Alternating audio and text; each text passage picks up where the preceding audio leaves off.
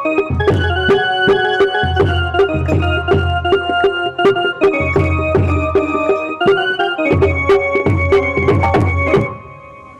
भगवान, अभी तक हमारे भैया लौट के नहीं आए।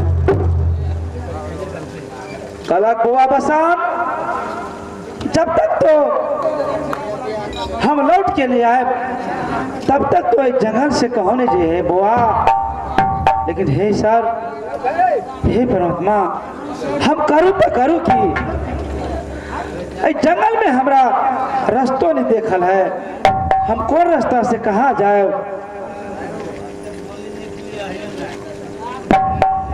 भैया हमारा भैया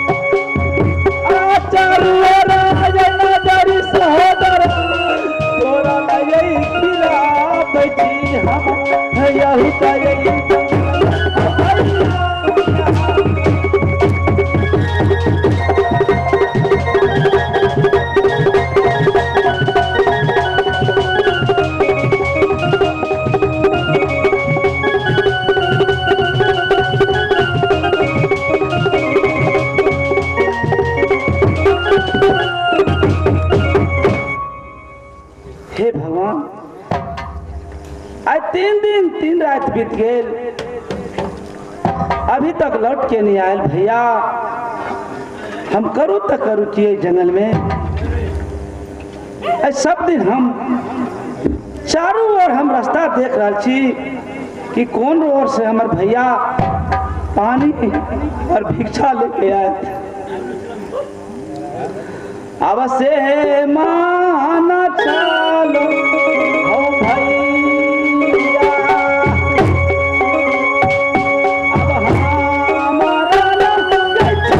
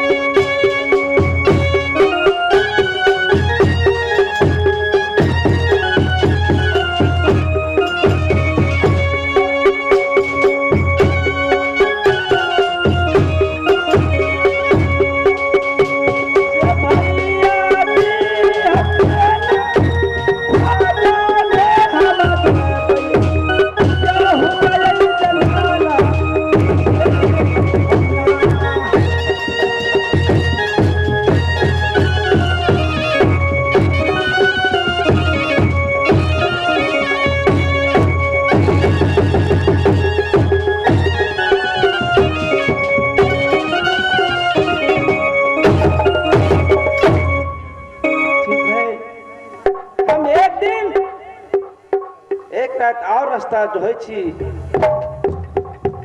कि हमरा बिनु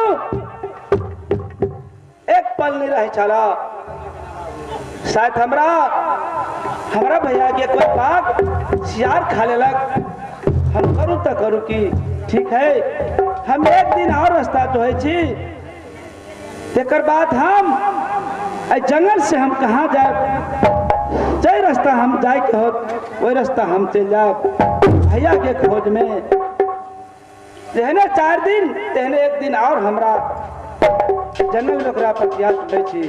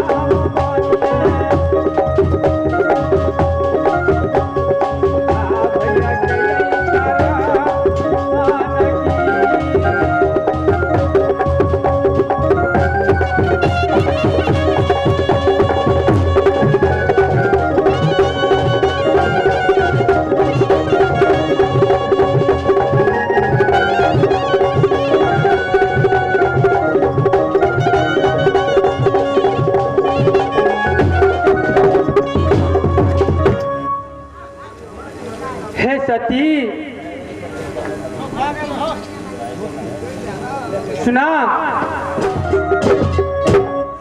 दीदी को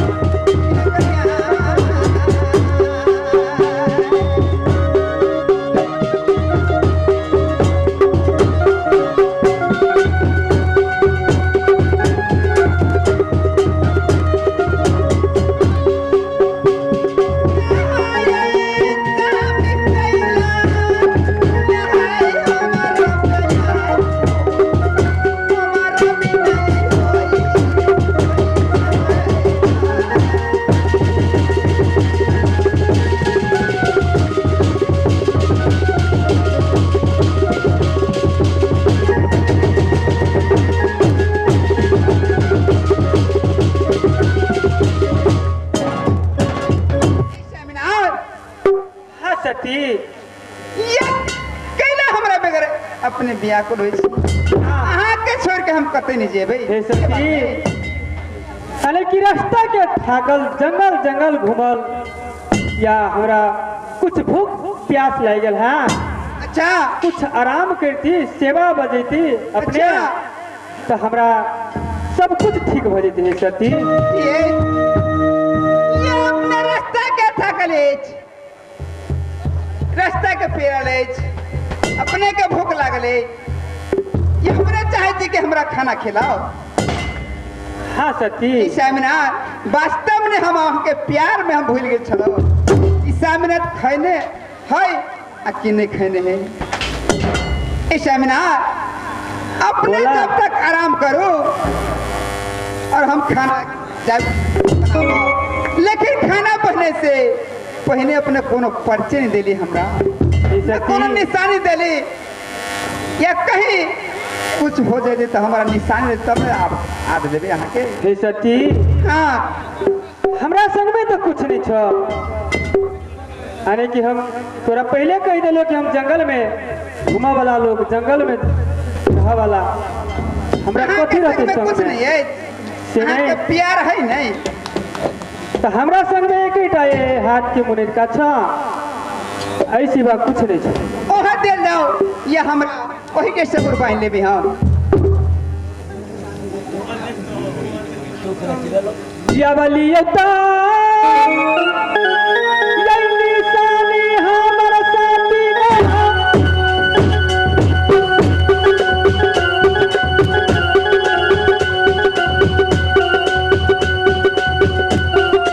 आहै तो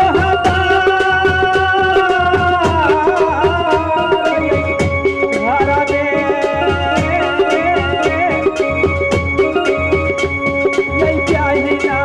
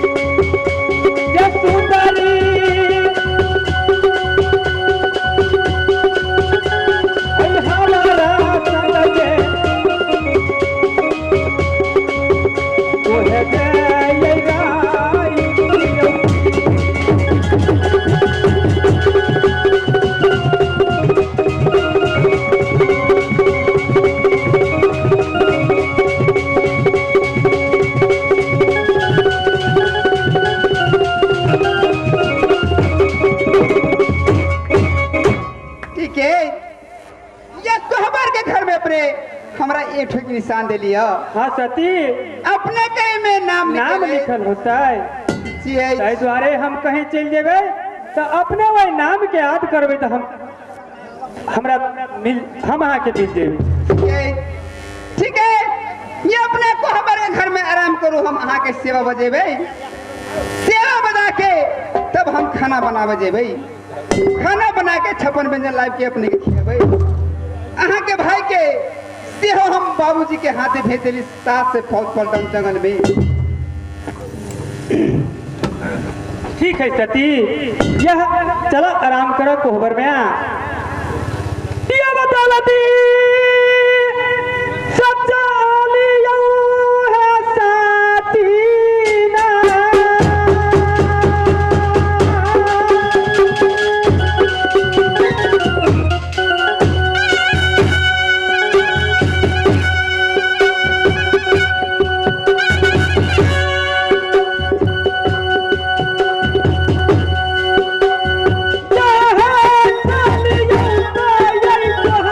Yeah.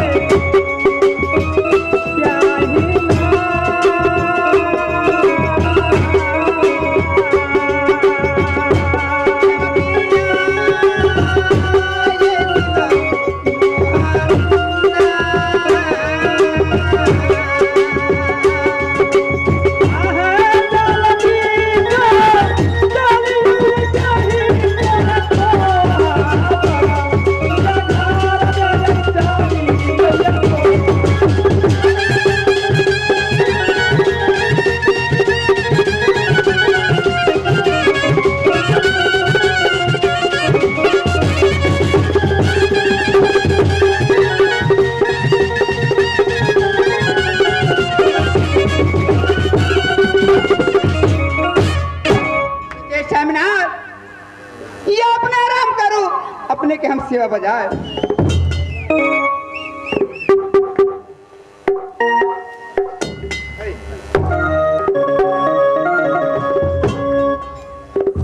दीदी गो ये बत्ती